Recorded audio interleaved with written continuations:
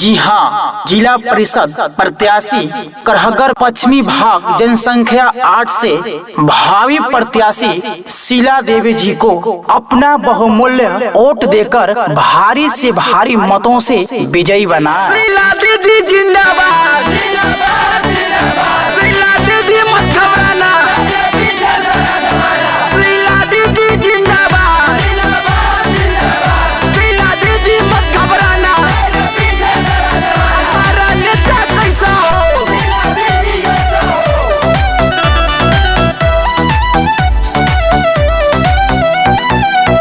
सबसे गुहार करी, बिनती हजार करी, नंद किशोर है पसवान पे तनिका ध्यान दीही।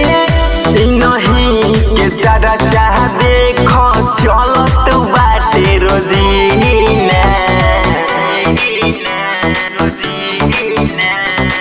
सभे विरोधी लोग के छूटत पसीना, सभे विरोधियन के छूटत पसीना, सभे विरोधी लोग के छूटत पसीना। नंदकिशोर भैया जिंदाबाद, शीला दीदी जिंदाबाद, शीला दीदी मत घबराना।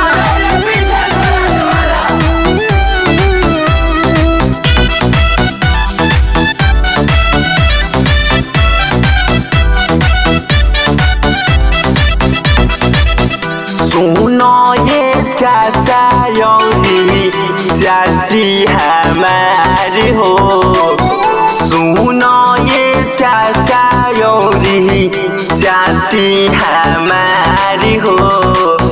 नंद किशोर भैया हवे ने कोई निशान हो, शीला दीदी हई ने कोई निशान हो।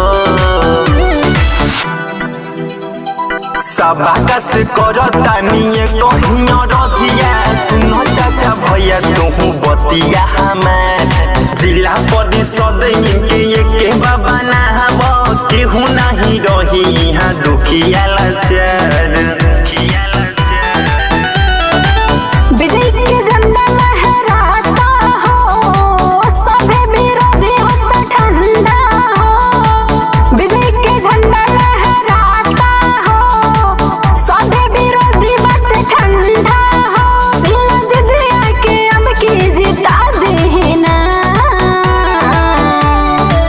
सबे विरोधियन के छूटत पसीना, सबे विरोधी लोग के छूटत पसीना।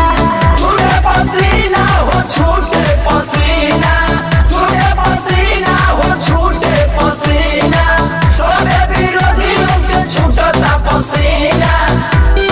शीला दीदी जिंदाबाद, जिंदाबाद, जिंदाबाद, शीला दीदी मत घबराना, तेरे पीछे सारा जमाना। सबसे गुहार करी, बिनती हजार करी, नंद किशोर है पसवान पे तनिका ध्यान दीही। इनही के चर्चा देखो चलत